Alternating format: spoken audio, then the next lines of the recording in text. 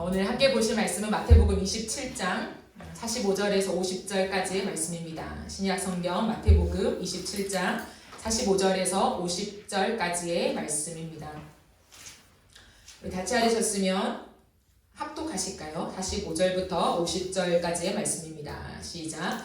제6시로부터 온 땅에 어둠이 임하여 제9시까지 계속되더니 제9시쯤에 예수께서 크게 소리질러 이르시되 엘리 엘리 라마 사박다니 하시니 이는 곧 나의 하나님 어찌하여 나를 버리셨나이까 하는 뜻이라. 거기 섰던 자 중 어떤 이들이 듣고 이르되 이 사람이 엘리야를 부른다 하고 그 중에 한 사람이 곧 달려가서 해면을 가져다가 신포도주에 적시어 갈대에 꿰어 마시게 하거늘 그 남은 사람들이 이르되 가만두라 엘리야가 와서 그를 구원하나 보자 하더라. 예수께서 다시 크게 소리 지르시고 영원히 떠나시니라.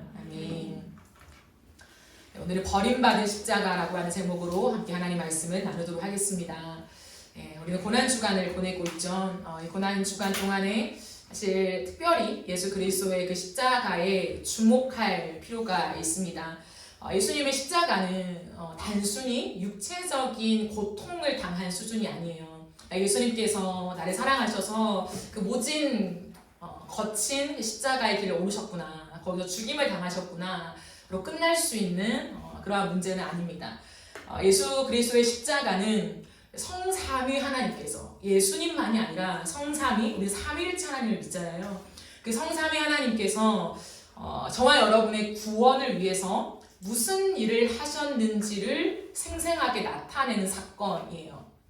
단순히 예수 그리스도만이 걸어가시고 죽으신 현장이 아니라 성삼위 하나님께서 연합하셔서 어떠한 일을 하셨는가에 대한 생생한 사건이자 그분이 우리를 얼마나 사랑하시는지를 나타내시는 그 사랑의 실현 장소, 그것이 십자가라고 할 수 있습니다. 그래서 그 십자가 위에서 우리가 깊은 묵상이 있을 때에 성삼위 하나님께서 우리를 얼마나 사랑하시는지를 알게 되는, 그게 해석되어지는 은혜가 있습니다. 무엇보다 오늘 밤에 우리가 단순히 예수님이, 인간 예수가 걸어가신 그 고통스러운 처절한 십자가를 좀 넘어서서 성삼위 하나님께서 우리를 향한 그 사랑을 어떻게 보여주고 계신지로 나아갈 수 있는 그런 시간들이 되어지기를 간절히 바라고 소망합니다. 예수님은 육신을 입고 이 땅에 오셨죠. 하나님이신 그분께서 육신을 입고 이 땅에 오셨습니다. 육신을 입고 이 땅에 오신 예수님을 우리가 무엇이라 표현하냐면 그분은 참 하나님이심과 동시에 참 사람이시다라고 표현을 합니다. 하나님이심과 동시에 참 사람이다. 그렇다면 예수님은 왜 사람이 되셨을까요? 성육신하신 예수님을 생각할 때 우리가 반드시 기억해야 되는 한 사람이 있습니다. 누구냐면 아담이에요. 성육신하여 인간으로 이 땅에 오신 예수님을 이해하기 위해서는 예수님만이 아니라 예수님 앞에 아담에 대한 이해가 같이 되어야 올바른 이해가 될 수 있다라고 하는 거죠. 근데 그 아담은 단순히 우리가 아는 그 에덴 동산에서 선악과를 따먹었던 그 첫 사람으로 끝나는 것이 아니라 그 아담 안에서 누구를 보아야 하냐면 우리를 봐야 한다는 거예요. 나를 봐야 한다는 거예요. 그 아담 안에 내가 있음을 인지하고 우리는 이 모든 이해함을 가져가야 한다라고 하는 거죠. 아담이 불순종하여 타락하지 않았다면 예수님의 성육신은 생길 수 없습니다. 그죠? 발생할 수 없다라는 거예요. 아담이 타락하지 않았는데 예수님이 왜 이 땅에 육신을 입고 오십니까? 아담이 타락했기 때문에 예수님께서 성육신하는 일들이 발생하게 된 거죠. 우리는 이 사실을 잘 기억해야 돼요. 이게 어떤 의미를 가지는가? 아담을 보면 아담은 영과 육을 가진 존재잖아요. 이것을 뭐라고 표현하냐면 전인격적인 존재다라고 표현합니다. 단순히 영과 우리의 육체를 분리해 생각하는 것이 아니라 영과 육체를 가진 존재다라고 하는 건 뭐냐면 전인격적인, 우리의 존재가 전인격적이다라고 하는 거죠. 그것은 누구를 닮았냐면 하나님을 닮은 거죠. 하나님을 닮아서 우리는 전인격적인 존재로 이 땅 가운데 창조되었다라고 하는 거예요. 그러므로 아담 안에 누가 계시냐면 성령님이 내주해 계십니다. 하나님께서 아담을 창조하실 때에 아담 안에 성령께서 함께 내주하시며 주님과 동행하여 살아가셨다라고 하는 거예요. 이것을 우리는 반드시 기억해야 합니다. 그런데 그런 아담이 타락했잖아요. 타락한 사람을 사도 바울은 무엇이라고 표현했냐면 육신의 소욕에 사로잡힌 사람이다 라고 자신의 서신에서 표현하고 있어요. 육신에 사로잡힌 사람. 그렇다면 여기서 사도 바울이 말하는 육신이라는 것은 단순히 신체가 아니라는 거예요. 이 바디가 아니라는 거예요.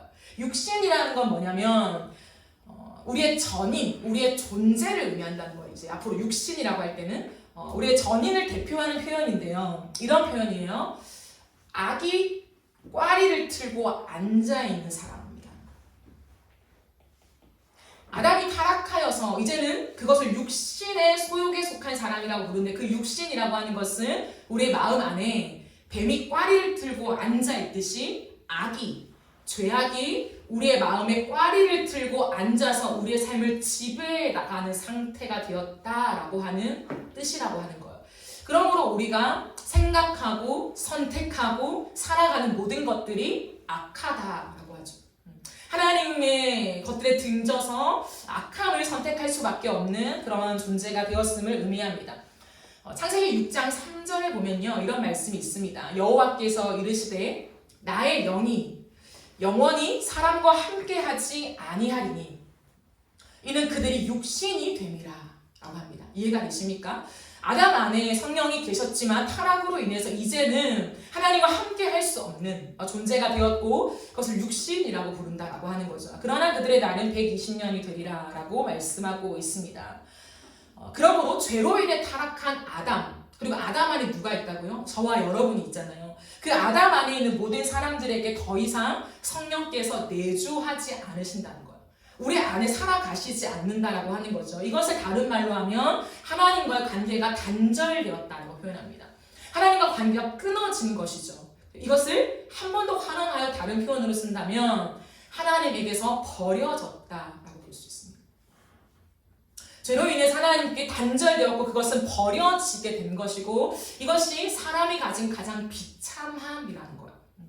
우리는 그것을 잘 깨닫지 못할 수 있지만 하나님에게서 버려지고 끊어진 우리의 존재가 얼마나 비참하냐면 우리가 선택하고 생각하는 모든 것이 항상 악하다는 거예요.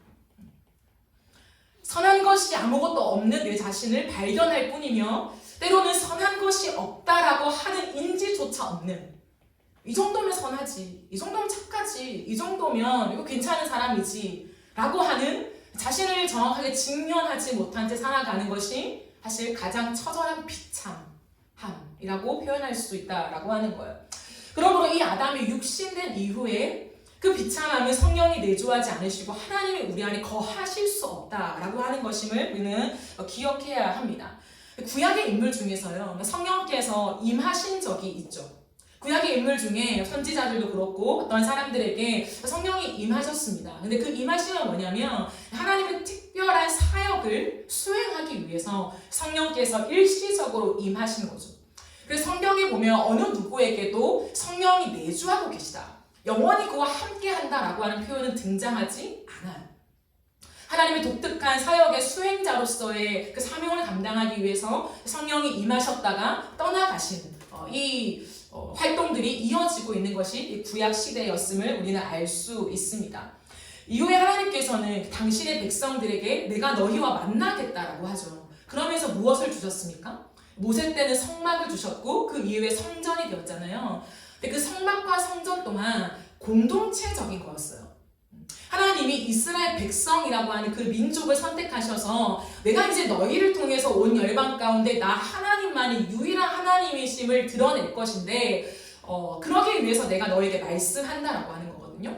그때는 민족적으로 하나님이 임재하셔서 그들을 가르치시고 인도하심을 보여주시고 그들을 구원케 하시는 여정을 지나가시는 거죠. 그런데 어느 누구에도 개인적으로 오늘날과 같이 한 명 한 명에게 성령이 내주하시는 일들은 아직 일어나지 않았다라고 하는 거예요. 이것이 얼마나 끔찍하고 비참했던지 그 어느 누구도 내가 내 마음대로 기도하고 싶어, 하나님 앞에 예배하고 싶어 라고 해서 할 수 없다는 거죠. 오히려 그렇게 했을 때 그 자리에서 즉사당했습니다.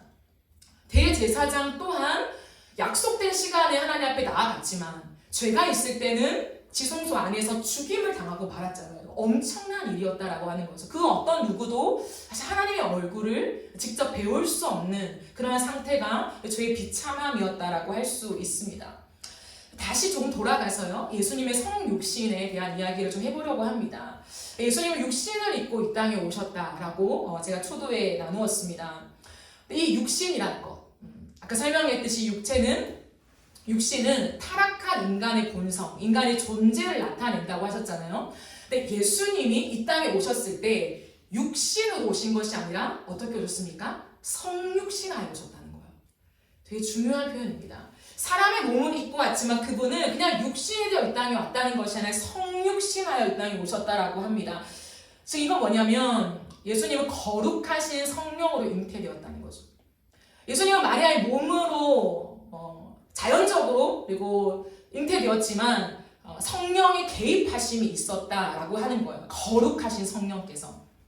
그러므로 예수님은 전인격을 가진 우리와 동일한 사람임은 맞습니다. 100% 우리와 동일한 사람입니다. 그러나 육신이 갖는 죄가 없는 사람으로 이 땅에 오셨다는 거예요. 이것을 위해 성령께서 개입하셨음을 기억해야 합니다. 거룩하신 성령께서 사람이 육신이 가지는 그 죄가 예수님에게 미치지 못하게 개입하심으로 그 하나님이신 거룩성을 유지하고 보존하게 하셨다라고 하는 거예요. 그래서 예수님은 마치 첫사람 아담의 모습을 하고 이 땅에 오신 거예요. 사도 바울은 성육신하신 예수님을 무엇이라 표현했냐면 둘째 아담이자 마지막 아담이라고 표현합니다. 이 표현은 굉장히 중요해요. 예수님은 둘째 아담이자 마지막 아담이라고 하는 거예요. 즉 첫 아담을 대체하는 존재로 둘째 아담으로 오셨다. 그리고 잃어버린 성령의 내주를 회복하기 위해 오신 존재라는 거예요. 첫사람인 아담이 하나님과의 관계가 끊어진 그것을 회복하기 위하여 예수님은 둘째 아담으로 이 땅에 성육신하에 오셨다라고 하는 거예요. 그러므로 아담 안에 누가 있다고 했습니까? 우리가 있다고 했잖아요. 아담은 그냥 선악과를 따먹은 우리의 조상 정도가 아니라 그 아담은 대표성을 가진 존재이기 때문에 그 아담 안에 우리가 있습니다. 그렇다면 둘째 아담이자 마지막 아담으로 오신 예수님 안에 누가 있겠습니까? 저와 여러분이 있다는 거예요. 예수님은 그것을 위해 이 땅에 인간의 몸을 입고 오셨다라고 하는 거예요. 단순히 예수님이 무언가 큰 일을 행하시기 위해 오신 정도가 아니라 우리를 이제 대신하여서 우리가 되어서 우리를 위해서 무언가를 하시기 위해 사람이 되어 이 땅에 오셨다라고 하는 거예요. 그래서 사람이 되심이 너무 중요하다는 거죠. 이해되시죠? 그러면 예수님께서는 이 땅에 오셔서 그분의 삶을 어떻게 살아가셨는가라고 했을 때 그분에게 주어진 모든 삶을 한 방향으로만 걸어가셨어요. 한 길을 걸어가셨다는 거예요. 그 길이 무슨 길입니까? 십자가의 길이라는 거예요. 예수님은 오롯이 자신의 모든 삶을 다해서 십자가 방향으로 흔들리지 않고 치우치지 않고 그 길을 걸어가셨다라고 하는 거예요. 도대체 십자가가 무엇이길래 예수님은 매 순간 모든 삶을 다해 십자가만을 고집하셨을까? 예수님께서 공생애를 시작하실 때요. 공적으로 이제 하나님의 아들로서의 그 일들을 드러내실 때에 광야로 이끌려서 사탄에게 시험을 당하시죠. 그런데 그 모든 시험은요, 사실 세상의 영광을 추구하는 거였어요. 너가 하나님의 아들이잖아. 그러니까 하나님의 아들로서의 초능력을 발휘해서 세상의 많은 사람들이 너를 추앙하게 만들어라. 네 앞에 절하게 만들어라 라고 하는 유혹이었다라고 하는 거예요. 근데 예수님은 그러기에 충분하신 존재이죠. 만왕의 왕이시기 때문에요. 그러나 그분은 그 모든 유혹을 거절하셨어요. 그 모든 유혹을 등졌다라는 거예요. 세상의 유혹으로 많은 것들을 줄게라고 말하는 그 사탄의 유혹 속에 흔들림 없이 예수님은 등지고 다시 한번 십자가의 길을 걸어가셨다라고 하는 거예요. 예수님께서 기적을 행하셨잖아요. 수많은 표적을 행하실 때 사람들이 예수님을 주목했어요. 그리고 모든 사람이 동일한 말로 예수님을 왕으로 삼으려고 했어요. 저 정도면 우리의 유대인의 왕이 되어도 좋겠다. 그러면 이 로마의 식민지에서 우리를 해방시키고 보다 나은 우리 유대 민족을 이룰 수 있겠다라고 생각하며 예수님을 붙잡아서 왕으로 삼으려고 할 때마다 예수님 어떻게 하셨습니까? 숨으셨어요.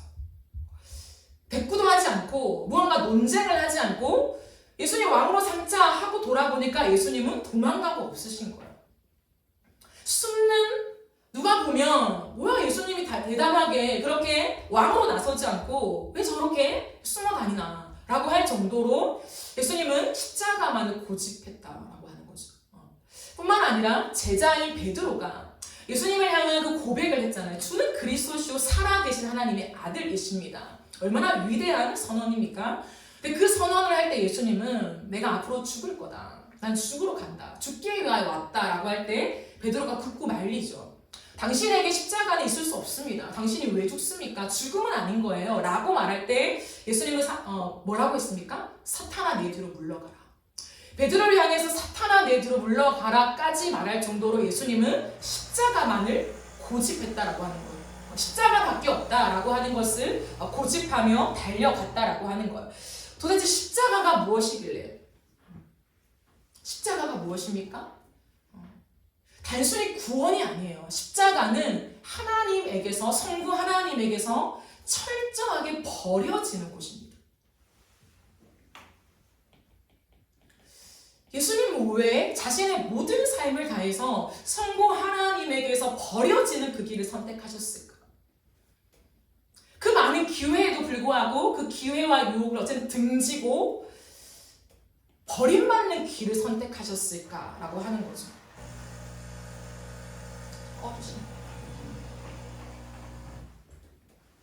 예수님께서 십자가에 달리셨을 때 보실까요? 마태복음 오늘 본문 27장 45절을 보면 제6시로부터 온 땅에 어둠이 임하여 제9시까지 계속되더니라고 합니다. 정오죠. 12시부터 오후 3시까지 어둠이 임했다. 온 땅에 어둠이 임했다라고 되어 있습니다. 3시간 가까운 짙은 흑암이 온 땅을 덮었다라고 되어 있죠. 이 흑암은 어떤 사람들이 보는 환상이 아니었어요. 이 흑암은요, 지극히 자연스러운 과학적으로 증명되는 현상이었다라고 하는 것입니다. 이것을 통해 무엇을 보여주고 있습니까? 모든 자연을 붙잡고 계시는 창조주 하나님, 그 성부 하나님의 개입하심을 보여주고 있다는 거예요. 무엇일까요? 하나님께서 의도적으로 온 땅에 흑암이 가득하게 했다는 거죠. 이것은 내가 지금 십자가에 달린 성자를 버린다라고 하는 뜻이에요. 흑암으로 표현된 것은 예수님께서 십자가에 매달리실 때 성부 하나님은 아무것도 안 하신 것이 아니라 뒷짐지고 있거나 무관심한 것이 아니라 그분은 적극적으로 십자가를 주목하고 계시면서 내가 저 십자가에 달린 성자를 버린다라고 하는 표현이라는 거예요. 왜냐하면 흑암은 무엇입니까, 여러분? 빛의 부재입니다. 흑암은 실제가 아니에요. 빛이 없음을 흑암이라고 합니다.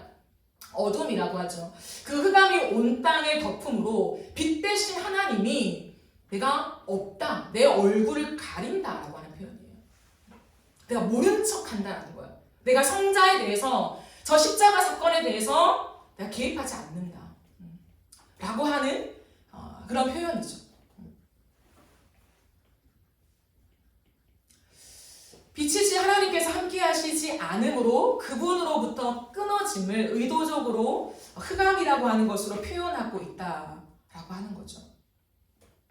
동시에 성자 예수님은 그 십자가 위에서 성부 하나님의 버려짐을 오롯이 감당하고 있었다라고 하는 거예요. 46절 보실까요? 제9시쯤에 예수께서 크게 소리질러 이르시되 엘리 엘리 라마 사박다니 하시니 이는 곧 나의 하나님 어찌하여 나를 버리셨나이까 하는 뜻이다 라고 얘기하고 있습니다.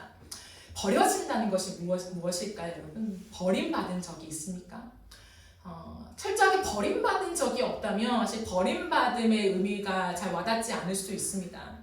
그러나 버려진다는 것은요, 극도의 공포입니다. 버려진다는 것은 단순한 고독이 아니에요. 외로워지는 것이 아닙니다. 홀로 있음이 아니에요. 버려짐은 이 모든 고독과 외로움을 넘어선 폭력입니다. 폭력을 당하는 것과 같다는 거예요. 두드려 맞는 것과 같은 거예요. 그리고 가장 잔인한 저주입니다. 사람에게 있어서 버려짐은요, 사람이 받을 수 있는 가장 잔인한 저주인 것 같아요. 누군가가 나를 버린다.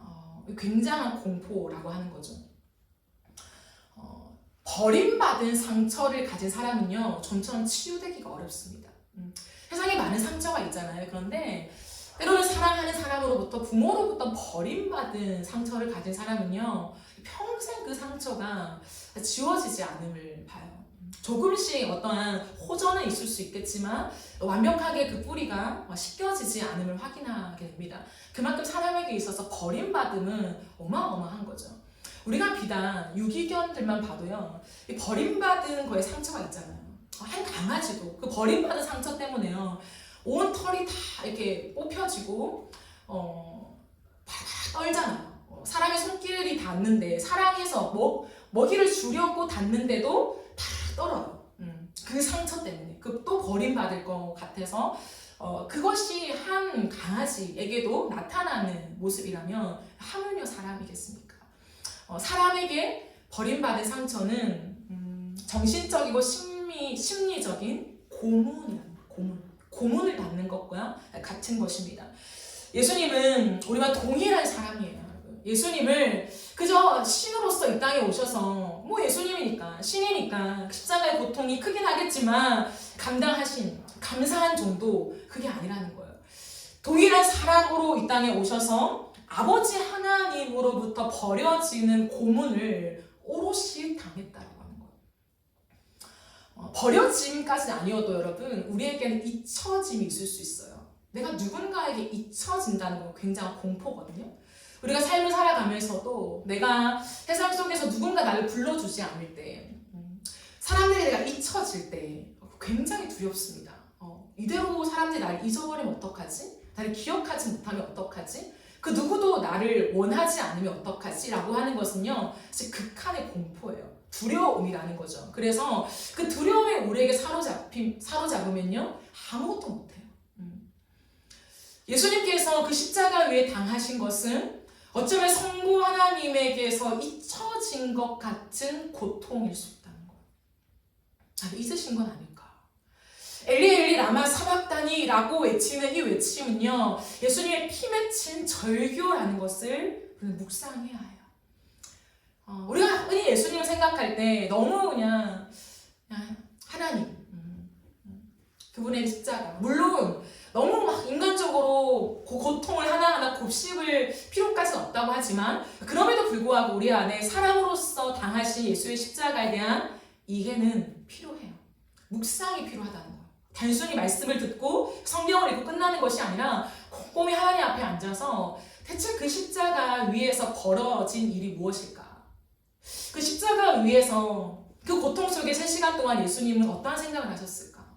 어떠한 마음이셨을까? 그 고통이 무엇이었을까에 대한 깊은 묵상이 이런 고난주간을 지나면서 우리에게는 반드시 해야 하는 그런 묵상이라는 거죠. 십자가 아래에 있는 사람들이 다 들을 정도로 절규하셨다는 거예요. 그냥 가슴으로 하나님 너무 아파요. 3시간 뒤면 내가 죽고 부활해서 이들을 구원하겠죠. 그런 것이 아니라 밑에 있는 모든 사람들이 다 들을 정도로 엄청나게 큰 소리를 지르며 절규했다는 거예요. 나의 하나님, 나의 하나님, 어찌할 나를 버리십니까?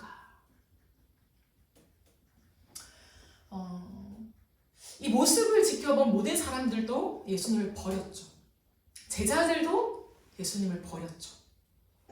예수님은 홀로 그 십자가에 매달려 계셨습니다.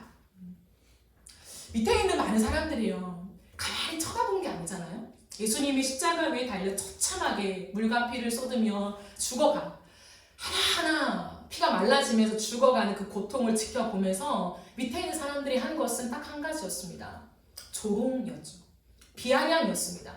그렇게 엘리 엘리 라마 사박다니, 어찌 나를 버리십니까? 라고 하는데 팔짱 끼고 구경하고 있다는 거예요. 우리가 그렇게 되면 안 돼요. 예수의 십자가를 생각할 때에 나를 위한 십자가 감사합니다. 근데 나와 연관이 없는 것처럼 그냥 그 십자가를 제3자의 눈으로 바라보면서 감사해요, 이렇게 되면 안 된다는 거예요. 그 밑에 있는 사람들은 예수의 그 절규를 듣지만, 비명소리를 듣지만 가슴이 전혀 움직이지 않았어요. 그 예수의 눈물과 비명과 그 절규가 어떠한 의미를 가지는가 전혀 궁금해하지 않았습니다. 그저 뭐라고 했냐면 팔짱을 끼면서 두고 보자. 저 하나님의 아들이면 내려와서 저를 구원하겠지. 비아냥 거렸다는 거예요. 너 하나님의 아들이냐? 모든 걸 할 수 있냐? 그럼 못을 뽑고 내려와. 구원해. 보여줘. 증명해라. 너가 하나님의 아들임을 지금 이 타이밍에 증명할 수 있으니 증명해라 라고 비아냥 거렸다라고 하는 거예요. 근데 예수님은 그렇게 피가 맺히는 절규를 하면서 하나님으로부터 성부 하나님으로부터 잊혀지고 버려진 그 상태로서 아무도 그 마음을 헤아려 주지 않는 거예요. 예수님의 마음을. 그들을 위해 죽으셨지만 그들마저도 예수님을 비아냥거리며 팔짱을 끼고 조롱하고 있을 때에도 예수님은 그를 저주하지 않았다는 거예요. 저주를 할 수 있잖아요. 마음속으로. 괘씸해 할 수 있잖아요. 내가 하나님의 아들인데 두고 보자. 뭐 이런 마음 조금은 가질 수 있잖아요. 1초라도. 근데 단 1초도 예수님은 그들 향하여 저주하지도 않고 나쁜 마음을 품지 않았다는 거예요. 그럼 그것을 한 단어로 말하면 무엇을 고수하고 계셨는지 아십니까? 흠 없음을 고수하고 계신 거예요. 예수님께서 우리를 향한 제물이 되셨다라고 하는 건 단순한 것이 아닙니다, 여러분. 우리의 제물이 되기 위해서 우리의 모든 이 죄가 꽈리를 틀고 있는 우리의 본성을 완전히 뒤엎는 화목 제물이 되기 위해서는 흠이 없어야 되거든요. 점도 티도 없는 흠 없는 제물이어야만 가능한데요. 그분이 만약에 십자가 위에서 저주를 품었다. 그런 흠 없는 제물이 될 수 없는 것입니다. 그 십자가 위에서 누군가를 향하여 두고 보라 라고 하는 그 마음을 한 토록이라도 품고 있었다면 예수님의 그 제물 되심은 유효하지 않은 제물로 끝나고 만다는 거죠. 그러므로 십자가 위에서 예수님은 성부 하나님의 버려지심을 오롯이 당하고 밑에서 자신이 창조한 수많은 사람들이 그들의 죄악 때문에 그들을 대신하여 달린 십자가임에도 불구하고 조롱하고 있었던 그들의 모든 비아냥을 그대로 받으신 거예요. 고스란히 다 받고 있었다는 거죠. 여러분 우리가 알잖아요. 얼마나 괘씸합니까? 이걸 참는 게 굉장히 어렵다는 거예요. 근데 예수님은 모든 것을 받아들이고 참았다라고 하는 거예요.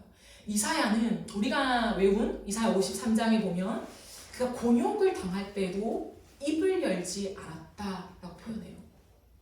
곤욕을 당할 때도 그는 입을 열지 않았으며 곤욕이 무엇인지 아십니까? 참을 수 없는 모욕이에요.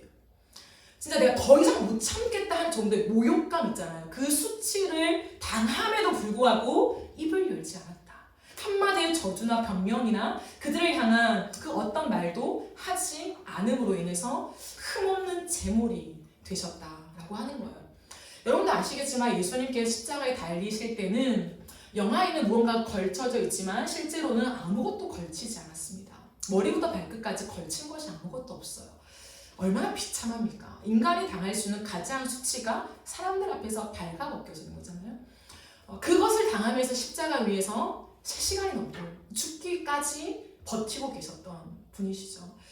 그 십자가, 우리를 향한 그 십자가를 당하기 위해서 그분의 모든 삶은 그것을 향하여 질주하는 삶이었다.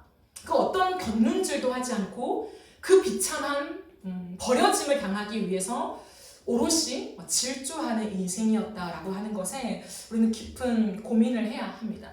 마가복음 10장 45절 말씀을 3번역으로 보시면요. 인자가 오심에 대해서 예수님이 이렇게 말씀하시죠. 예수님이 오신 것은 섬김을 받으러 온 것이 아니라 섬기러 왔으며 많은 사람을 구원하기 위하여 치를 몸값으로 자기 목숨을 내주러 왔다라고 얘기합니다. 그 십자가만을 바라보며 질주하셨는데 왜 그 십자가여야 하나? 왜 그렇게 고집하시나? 라고 했을 때 당신만이 흠없는 제물이 될 수 있었다는 거예요. 모든 인간은, 모든 사람은 우리 마음속에 이제는 죄의 꽈리를 틀고 살아갈 수밖에 없는, 우리가 생각하고 선택하고 살아가는 모든 것이 죄밖에 없는 상태였기 때문에 흠없는 예수님만이 죄가 없는 사람으로서 우리의 모든 죄를 대신 담당할 수 있었다라고 하는 거죠. 그렇기 때문에 나를 대신해서 가시는 거예요. 예수님이었다면 못 뽑고 내려오죠. 진짜 하나님이신 그분의 영광으로서만 이 땅에 오셨다면 당장 못을 뽑고 그들에게 하나님이심을 증명하고 그들이 그 앞에 다 엎드려서 하나님을 조롱했던 모든 사람들이 그 앞에 엎드려서 회개하게 만드시겠죠. 그 회개를 받아내고야 마시겠죠. 그러나 주님은 거룩하신 하나님의 영광으로만 이 땅에 오신 것이 아니라 죄의 꽈리를 틀고 어찌할 수 없는 우리를 대신하여 이 땅에 오셨기 때문에 그 길만 가셨다라고 하는 거예요. 예수님은 나였다라고 하는 거죠. 그 깊은 이해가 묵상이 오늘 이 밤에 있었으면 좋겠습니다. 그 예수님이 십자가에 달리심, 그 얼굴이 예수님의 얼굴과 나의 얼굴이 오버랩돼서 보이는 은혜가 있어야 돼요. 단순히 예수님을 보면서 피 흘리고 죽기까지 참아내신 예수님 감사합니다. 너무 귀한 고백이에요. 그러나 그것을 넘어서서 그 십자가에 달린 예수님의 얼굴에서 내 얼굴을 마주하는 그 은혜를 구하며 우리가 나아가야 합니다. 악이 꽈리를 틀고 앉아있는 나, 여기에 대한 인정이 있어야 돼요, 여러분. 내가 얼마나 죄악된 존재인가, 내가 얼마나 선한 것이 아무것도 없는가에 대한 부분이에요. 그렇기 때문에 하나님에게서 버려질 수밖에 없는 존재다. 나같이 더러운 존재가 어찌 거룩하지 하나님께 나아갈 수 있나? 나는 그런 자격이 없지 라고 하며 하나님이 나를 향해 등질 수밖에 없는 사람이다라고 하는 그 인정이에요. 하나님의 얼굴이 나에게도 숨겨질 수밖에 없지 라고 하는 그 비참함의 통곡이 우리 안에 있어야 합니다. 그런데 나를 대신하여 십자가의 저주를 당하신 예수님, 나를 대신하여 비명을 지르시며 참아내신 예수님, 그 예수님 마침내 50절 말씀에 보면 다시 크게 소리 지르시고 영원히 떠나시니라 라고 말하죠. 나를 대신하여 흠없는 제물로 죽으셨다라고 하는 것입니다. 버려짐은 죄에 대한 대가였습니다. 예수님이 버려져야 하나님이 우리를 되찾을 수 있기 때문에 예수님은 버려지셨죠. 여러분, 이것이 어떻게 가능했을까요? 저는 이 모든 이해함을 가지고 마지막으로 다시 한번 그 십자가 위를 바라보며 대체 그 십자가 위에서 이 버려진 사건 속에서 성삼위 하나님이 무엇을 하고 계셨는가를 한 번 더 확인하며 설교의 마무리를 좀 이어가려고 합니다. 성령께서는 이 시간 가운데 무엇하고 계셨을까요? 우리는 삼위 하나님을 믿습니다. 성부, 성자, 성령. 삼위 하나님께서 동일한 본질의 하나님으로 존재하고 계심을 우리는 믿죠. 그렇다면 과연 이 시간 가운데, 이 장면 가운데 성령 하나님은 무엇하고 계셨을까요? 히브리서 9장 14절 말씀을 보면 이렇게 나와 있습니다. 하물며 영원하신 성령으로 말미암아 흠없는 자기를 하나님께 드린 그리스도의 피가 라고 표현하죠. 세 번역으로 보면 하물며 영원한 성령을 힘입어 자기 몸을 흠없는 제물로 삼아 하나님께 바치신 그리스도의 피야말로 우리를 깨끗게 하신다 라고 되어 있습니다. 예수님께서 이 십자가 위에서 아버지의 버려지심을 당할 수 있었던 힘이 무엇이었냐면 영원하신 성령의 붙들림 받았다는 거예요. 예수님의 십자가에 단순히 예수님 혼자 짊어지신 것이 아니라 예수 그리스도, 아담이신 예수 그리스도 안에 내주하시는 성령께서 이 십자가에서 그분을 붙들고 계셨음을 의미하고 있다라고 하는 거죠. 예수님의 십자가 그 위에서 성부 하나님께서 모든 저주를 예수께 쏟아붓습니다. 여러분, 쏟아부을 때 성부 하나님은 어떤 마음으로 쏟아부으셨을까요? 여러분, 패션 오브 크라이스트 영화 보셨습니까? 그때 이 십자가의 장면을 묘사하면서 그 영화에서는요, 하늘로부터 눈물이 똑 떨어지죠. 성부 아버지 하나님의 아픈 마음을 보여주는 장면이라고 생각해요. 그러니까 성부 하나님께서 공의로우시잖아요. 죄에 대한 대가를 치러야 하기 때문에 그분은 그냥 모든 죄에 대한 대가를 성작게 치르고, 당연한 죄에 대한 대가니까 팔짱 끼거나 무관심하거나 다른 일을 하고 계셨던 것이 아니라는 거예요. 이 십자가 위에서는 성부, 성자, 성령 하나님께서 모든 것을 다하여 주목하시며 가장 왕성한 활동을 하고 계셨다는 거예요. 근데 성부 하나님이 하신 건 뭐냐면 자신의 모든 것을 다해서 그 아들을 버리심이라는 거예요, 여러분. 근데 이 버리심은 사랑이라는 거예요. 이 버리심은 공의만이 아니에요. 우리가 항상 생각할 때 하나님은 공의로우시니까 죄에 대한 대가를 치르는 분이시니까 그 죄를 아들에게 맡기셨구나. 맞아요. 하지만 공의 따로 사랑 따로가 아니라 공의 안에 사랑이 있는 것이거든요. 죄에 대한 대가를 치르게 하지만 성부 하나님의 마음은 아프신 거예요. 그걸 원하지 않는 거예요. 동일한 하나님이신 동일한 본질, 모든 마음이 성자와 성부와 성령이 동일한 거예요. 조금 더 99% 똑같은 게 아니라 100% 똑같은 마음이라는 거예요. 그게 한 하나님이라는 의미거든요.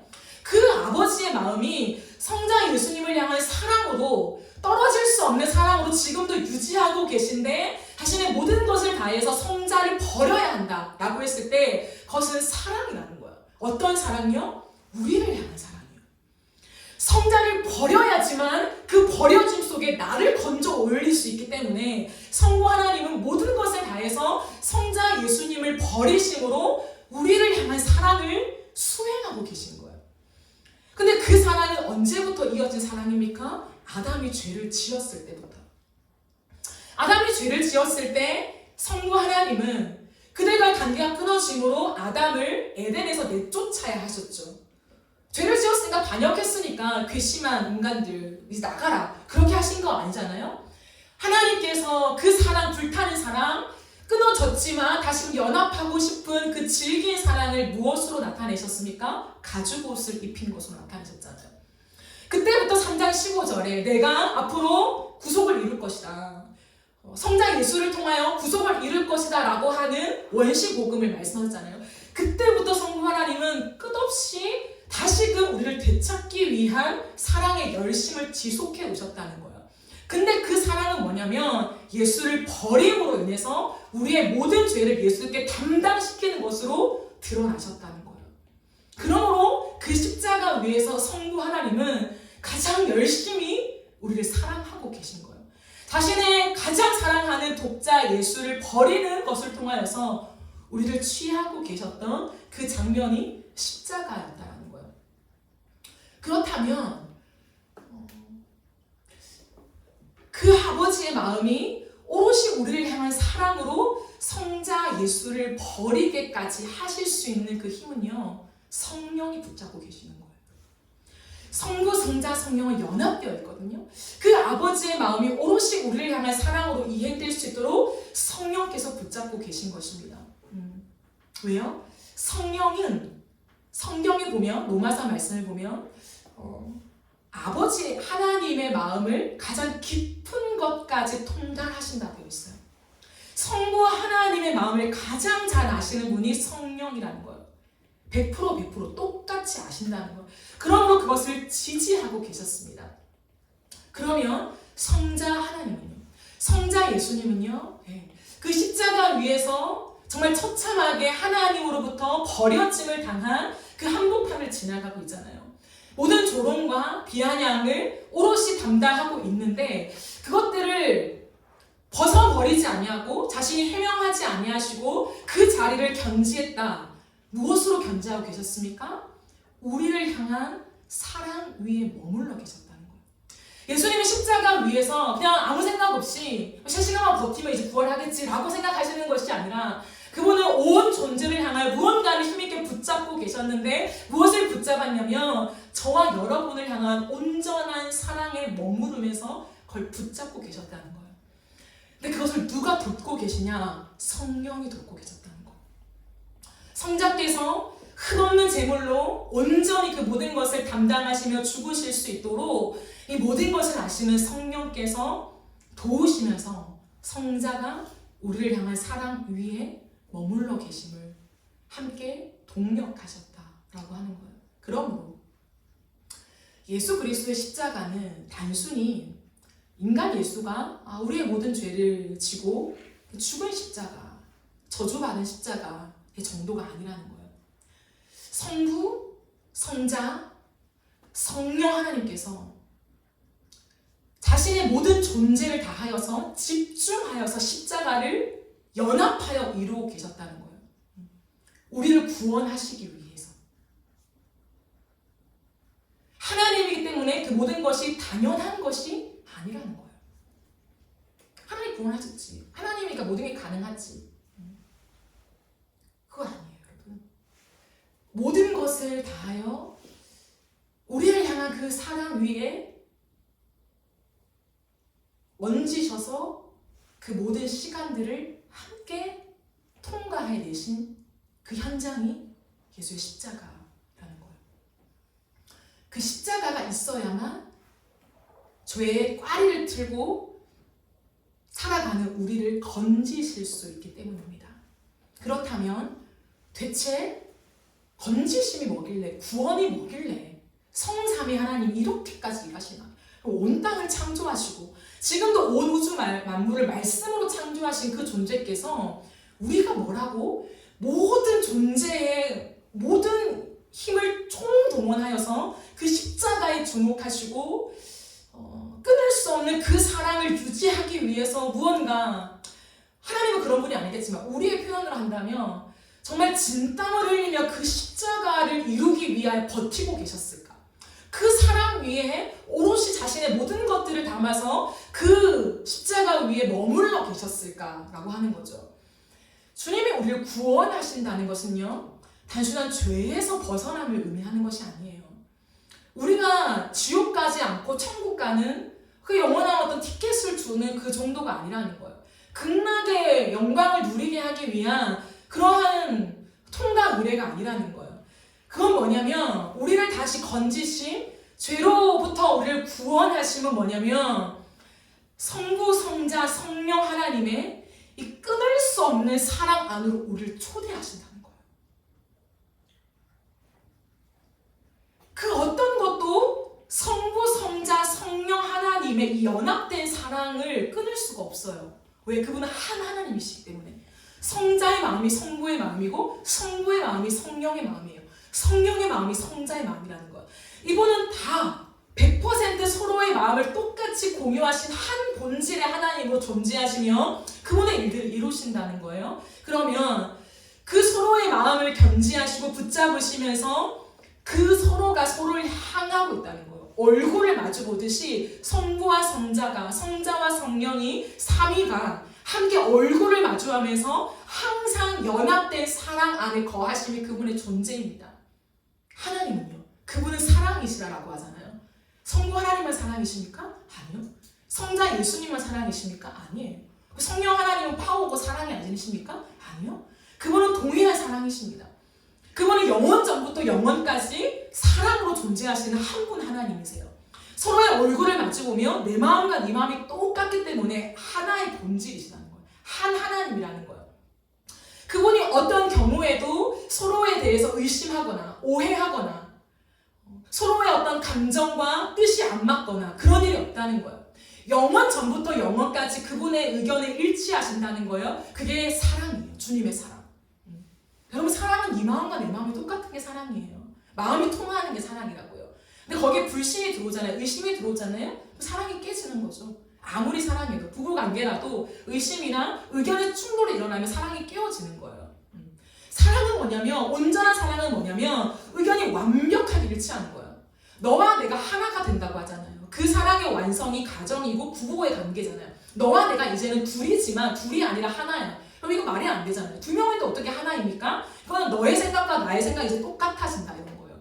부부는 의견에 일치하는 것이 사랑으로 나아가는 길입니다. 제가 말하지만 어찌됐든 이 사랑, 이 온전한 사랑을 성부, 성자, 성령께서 견지하시며 영원 전부터 영원까지 하나의 오차도 없이 완벽하게 늘 이루어 가심이 이 사랑의 연합이라는 거예요. 그래서 이 의논과 연합 속에 수천 년에 걸쳐서 주님은 복음의 일들을 이루셨고 그 삼위 하나님의 연합 속에 마침내 성자가 성육신한 이 땅에 오셨고 이 땅에 오실 때도 그분을 연합하여 사랑으로 존재하셨고 십자가에 달리시는 그 사건 위에서도 그분은 사랑으로 존재하시며 버려짐을 당해도 무언가를 해도 그 사랑을 유지하시며 그 십자가를 이루셨다라고 하는 거예요. 그러면 그 온전한 사랑, 그 무엇도 한치의 흐트러짐을 용납할 수 없는 그분의 성삼위 하나님의 그 사랑 안으로 우리를 초대하신다는 거예요. 그럼 그게 에덴입니다. 그게 첫째 아담의 본래의 모습이었어요. 하나님의 마음과 아담의 마음이 일치한. 그렇기 때문에 아담이 이름을 지어주면 그게 이름이 되었죠. 여러분, 하나님의 창조물이에요. 여러분, 만약에 여러분이 그림을 그리거나 무언가를 만들었어요. 나는 이 의도와 이러한 목적 갖고 만들었는데 제3자가 와서 이걸 다른 용도로 바꿔 사용해요. 얼마나 열받습니까? 굉장히 열받는 거거든요. 나의 의도와 다르게 이걸 이렇게 사용하고 이렇게 이름을 붙인다고 굉장히 무례하게 느껴져요.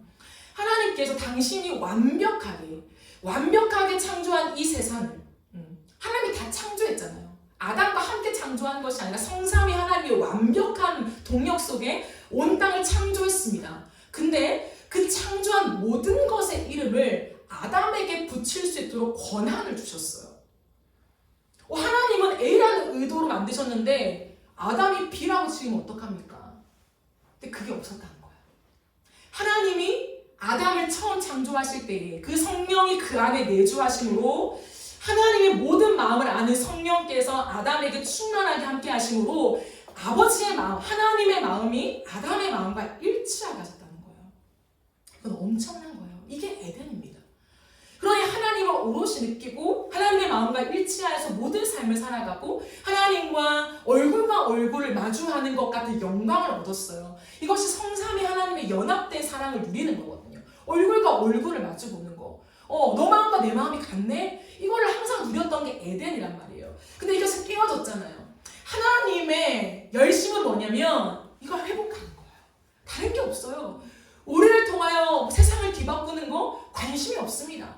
그 어떤 사역과 일에 관심이 있는 것이 아니라 우리의 마음이 다시금 첫사랑 아담으로 회복되어져서 우리가 하나님의 마음을 오해함 없이 받아들이는 것. 하나님의 마음을 그대로 나에게 수용하는 것. 하나님의 사랑을 그대로 느끼며 벅찬 감격으로 나 또한 하나님을 사랑하며 내 모든 삶에 그 하나님을 사랑하는 경주를 하는 것. 그것이에요. 근데 우리의 존재는 전혀 그곳으로 갈 수 없는 지경에 이르렀다. 죄가 꽈리를 틀고 우리 안에 앉아있다는 게 이 표현이라는 거예요. 선한 것이 나올 수가 없는 존재. 하나님과 마음이 일치할 수가 없는 존재. 여러분 우리가 느끼잖아요. 하나님의 성경에서 이거 해라 하지만 나는 그거 하기 싫어요. 그게 우리의 죄된 본성이라는 거예요. 그게 선한데 하나님 말씀하시는 게 모두가 옳고 하나님은 선하시고 하나님은 완전하신 분이라고 우리가 날마다 고백하지만 하나님이 이렇게 살아라 라고 말하는 것에 나는 싫어요 라고 하는 거예요. 나는 그 길로 가고 싶지 않아요. 나는 저 길이 좋아요. 이렇게 해볼게요. 좀 맡겨주세요 하나님. 이건 뭐냐? 우리의 죄악된 본성이라는 거예요. 제가 꽈리를 틀고 여전히 앉아있기 때문에 하나님이 말씀하시는 그 길을 가고 싶지 않은 거죠. 그런데 하나님께서는 이 죄의 본성을 뒤엎고 우리 안에 있는 첫사람 아담의 타락을 본성을 뒤엎고 둘째 아담이자 마지막 아담이신 예수 그리스도가 우리 안에 연합되어짐을 통하여서 이제 내가 품은 뜻이 하나님의 뜻이 되게 하신다는 거예요. 이제 내가 원하는 모든 것이 하나님이 되게 하신다는 거예요. 하나님의 마음을 오롯이 느껴서 이 죄악된 세상 속에서 하나님의 마음이 이거구나. 하나님은 지금 이 마음으로 살아가시는구나. 하나님은 이 눈물을 갖고 계시는구나. 이걸 보면 기뻐하시고 춤추시는구나. 아버지의 마음이 내 안에 고스란히 담기면서 그 사랑의 연합 안으로 가게 하심의 근거가 십자가다라고 하는 거예요. 그 십자가가 없이는 하나님의 마음을 온전히 알 수가 없습니다. 그러니 십자가를 통과하고 본어겐이 되지 않은 거듭나지 않은 많은 사람들은요 하나님과 여전한 불일치를 이루며 살아가고 거기에서 파생되는 게 뭐냐면 하나님을 향한 지독한 오해라는 거예요. 하나님 내 삶에 뭐 이런 분이야. 사랑이라고 하지만 글쎄 잘 모르겠어. 하나님도 왜 이렇게 하셔? 선하신다 하면서 나의 인생 속에 왜 이렇게 하셔? 날 골탕 먹이시는 거 아니야? 날 잊으시는 거 아니야? 깜빡하신 거 아니야? 내 길을 인도 안 하시는 거 아니야? 안 치워주시는 거 아니야? 하나님을 향한 끝없는 오해. 하나님이 선하지 않은 것 같은 그 버려짐에 대한 공포가 우리 안에 있다는 거예요. 하나님 날 버리신 거 아닐까? 하나님 날 잊으신 거 아닐까? 항상 이 의심이 올라오는 불쑥.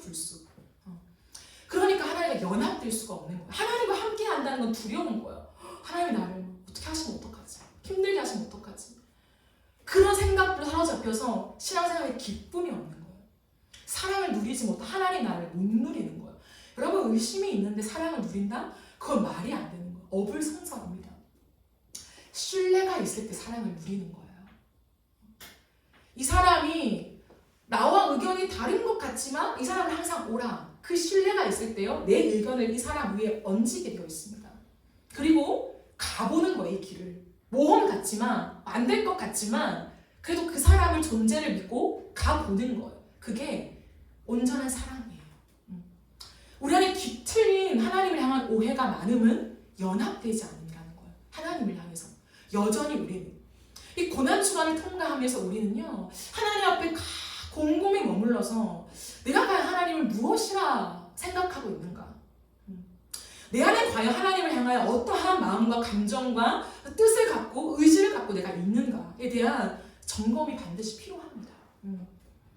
우리가 이 하나님에 대한 성삼위 하나님에 대한 사랑으로 우리를 초대하신다라고 하는 건 여러분 이 초청장 하나를 발부하기 위해서 주님은요 그 모진 고통을 통과하신 거예요. 우리가 뭐라고? 그 초대한 아무나 들어올 수 없단 말이야. 초대장을 가진 자만 들어올 수 있다는 거예요. 그 성삼위 하나님의 완전한 사랑 안에. 근데 그 초대장을 우리의 이름으로 발부하기 위해서 박선영 널 초대한다. 이거 하나 하시기 위해서 당신이 그 십자가 위에서 성삼위 하나님이 그 모든 것을 쏟아 부으셨다는 거죠. 연합하여서. 그렇다면 우리가 무엇해야 하겠습니까? 그 사랑 앞에 이해함이 왔다면 이제는 무엇해야 되겠습니까? 우리의 가슴을 들여다보며 고백해야 돼요, 여러분. 하나님의 이 사랑은 지식이 아니에요. 종교의 이론이 아니라는 거예요. 기독교라는 종교의 이론을 지금 설파하는 것이 아닙니다. 생명이라고 우리가 얘기하잖아요. 그렇다면 과연 내가 이 이야기들을 들었을 때에 내 가슴이 어떻게 반응하고 있는가?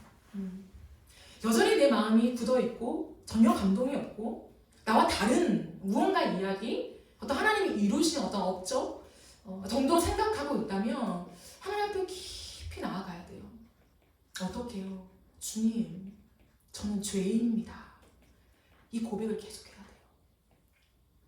하나님, 나는 죄인입니다. 하나님, 하나님의 마음에 닿을 수 없는 죄인입니다. 하나님, 하나님과 등질 수밖에 없는 죄인입니다. 하나님, 하나님의 얼굴을 마주 볼 수 없는 죄인입니다. 그래서 내 마음에 감동이 없습니다. 하나님이 쳐다봐 주셔야 감동이 일어나는 거거든요, 여러분. 내가 감동을 일으킬 수 없어요. 하나님, 나는 죄인입니다. 내 안에 죄가 꽈리를 틀고 앉아 있어서 내가 하나님과 마음이 통하지가 않습니다. 하나님, 나는 죄인입니다. 그러면서 우리는 성령의 도우심을 구해야 돼요. 성자의 마음을 통달하시는 분, 성자의 마음을 통달하시는, 성부와 성자의 모든 마음을 완벽하게 통달하시며 도우시는 분이 성령 하나님이세요. 성령 하나님, 나에게 오셔서 깨닫게 하십시오. 내가 하나님께 닿을 수 없는 비참한 존재임을, 내 안에 선한 것이 하나도 없음을, 내가 아무리 많은 것을 잘한다고 해도 여전히 내 인생에 죄의 냄새만 자욱할 뿐인 내 자신을 하나님 보게 하십시오. 내 안에 그리스도의 향기가 아니라 세상의 냄새, 인간의 냄새가 나고 있는 나를 불쌍히 여겨주십시오. 십자가를 통과하며 그 사랑 위에, 온전한 사랑 위에 머무르는 그 견지함을 이루시면서까지 버티신 그 주님의 사랑 안으로 나를 초대해 주십시오. 그 보혈의 강가로 나를 불러주십시오. 머리부터 발끝까지 새까맣고 하나님 죄로 얼룩진 나인데 그 보혈의 강가에 나를 풍덩 담그어 주십시오. 하나님, 그래서 그 보혈로 내 모든 것을 하나님 씻겨 주십시오. 그래서 이제는 하나님의 마음이 내 마음 되게 하시고 내 마음이 하나님의 마음 되는 하나님 그 길로 걸어가게 하십시오. 그 연합을 하나님 나에게 이루어 주십시오. 하나님, 그렇지 않으면 내가 더 이상 갈 수가 없습니다. 하나님, 더 이상 인간 냄새로 내가 풀풀거리며 살아가고 싶지가 않습니다. 주님, 날 도와주십시오. 여러분, 이 애통함의 절규가 우리 안에 있어야 해요. 이 고난주간을 보내면서 가장 가슴이 아픈 게 나와 상관없는 십자가처럼 걸어가는 거. 그럼 죄송하지만 우리가 주님 앞에 많은 것들을 하잖아요. 근데 그 속에서 항상 제가 말하죠. 점검해야 되는 게 내 가슴이 어떻게 반응하는가예요. 여기 예배로 와 있고 우리가 기도회를 하고 아침에 큐티를 하고 뭘 해도 가슴이 밋밋하고 냉랭하고 아무 감정이 느껴지지 않는다면요, 우리의 영혼은 살아나지 않아요. 그런데요, 이건 그냥 비유적으로 극단적으로 말하는 것입니다. 운전을 하고 가더라도 그 하나님의 그 지극한 사랑이 느껴질 때가 있어요. 그 십자가 위에서 그 연합된 사랑을 견지하신 그 성삼위 하나님의 그 사랑에 내 가슴이 먹먹해지고 내가 죄악된 모습임을 고백하게 되는 그 눈물이 핑 도는 거, 차라리 그게 나은 거예요. 세상에서 무언가 존경받고 인정받고 잘 해내고 중요하죠. 그러나 극단적으로 말한다면 그것보다 내가 하나님 앞에, 하나님 오늘도 내가 할 수 있는 게 없네요, 주님. 할 수 있는데 인간적으로 내가 하면 되죠. 그러나 정말 내 마음에, 하나님 이제는 어떻게 하는지 모르겠어요. 하나님 내가 어떻게 살아야 되는지 모르겠고 뭘 할 수 있는지도 모르겠습니다. 하나님 nothing, 아무것도 없습니다. 그 고백밖에 드릴 것이 없는 편이 나아요. 이 고난주간 앞에 우리가 우리의 마음들을 점검하기를 원합니다. 흔들림 없는 그 사랑을 견지하신, 여러분 그것을 이해하게 되면요, 우리의 상황 속에, 삶 속에 어떠한 유혹이 와도, 폭풍과 같은 일상이 몰아닥치고 시험이 와도요, 십자가 위에 포개신 우리를 향한 그 사랑을 견지하신 성삼위 하나님의 사랑을 본받아 나 또한 주님을 향한 사랑을 견지할 수 있어요. 흔들리지 않는 사랑을 견지하며 주님을 향한 사랑의 고백을 내 일상의 언어와 삶의 흔적으로 써내려 갈 수 있다고요. 그게 신앙입니다. 그게 그리스도인이에요. 나는 이제 그리스도인이 되었다, 예수님과 연합된 사람이 되었다라고 하는 것은 이 의미입니다. 흔들리고야만은, 당연히 그래야만 하는 상황 속에서도 하나님의 사랑을 붙잡고 매달리며 그것만을 고수하며 살아가는 내 삶을 확인하게 되는 거예요. 그러니 은혜죠. 그러니 감사죠. 사랑을 모르는 나 같은 자가 사랑을 닮아가고 있으니, 사랑을 뭔가 아는 것처럼 조금 그 사랑을 내 인생에, 내 삶에 묻혀가고 있으니 은혜죠. 더럽고 추악하고 이기적인 내가 사랑을 할 수 있다? 누군가를 배려할 수 있다? 그 사람을 높이기 위해 내가 져줄 수 있다? 내 것들을 포기할 수 있다? 그럼 이건 불가능한 일입니다. 하나님이 우리 안에 오셔야 그 사랑의 연합 속에 가능한 일들이에요. 이 일들이 그리스도인 안에 일어나는 거예요. 그게 진짜 그리스도인이에요. 그래야 세상이 변해요. 그래야 사람들이 변합니다. 반드시 변해요. 왜? 세상에서 볼 수 없는 사랑이거든요. 근데 사람은 뭘 먹고 살아가는 줄 아십니까? 사랑을 먹고 살아가요. 아무리 세게 보이는 사람도요, 사랑받지 못해서 그래요. 사랑받지 못해서 가시가 돋치는 거예요. 사랑을 원하는 거예요. 날 좀 사랑해줘. 날 좀 쳐다봐줘. 날 좀 예뻐해줘. 잘한다고 해줘. 저 안아줘. 이걸 반대말로 표현하는 거거든요. 모두는 사랑을 원합니다. 근데 그 사랑을 못 찾는 거예요. 이 세상 속에 온전한 사랑을, 다 뒤통수 치는 사랑인 거죠. 사랑인 것 같지만 또 아니고, 자기 의견을 어찌됐든 나에게 설득하는 사랑. 근데 하나님의 사랑은 그게 아니거든요. 당신이 설득당하신 사랑이에요. 예수가 설득당하셨어요. 나를 사랑하기 위해서. 그 버림받은 십자가, 그 십자가를 깊이 묵상합시다. 그러면 사람이 바뀌어요. 내가 바뀐다고요, 여러분. 저는 그것을 꿈꿉니다. 사람이 바뀌어야죠. 교회 건물 바뀌어서 뭐 합니까? 기업 세우고 사업하고 돈 잘 벌면 뭐 합니까? 내 안이 추한데 여전히, 내 안에 여전히 돈 자랑하고 싶은데 그런 삶을 살고 싶어요? 그거 아니잖아요. 주의 사랑을 뿜어내는 사람, 그 향기를 뿜어내는 사람, 가진 것 없어도 때로는 무능해도 그 사랑, 세상이 할 수 없는, 돈 있는 자가 할 수 없는, 능력 있는 자가 할 수 없는 그 하나님의 온전한 사랑을 할 수 있는 그 사랑, 그럼 그 사랑을 꿈꿔봅시다. 하나님, 나 그런 사람으로 살기 원해요. 그럼 그게 멋진 인생이에요. 십자가 앞에 있을 때 가능합니다. 그 은혜로 나아가는 저와 여러분의 인생이 되어지길 예수님의 이름으로 축복합니다. 우리 함께 찬양합시다.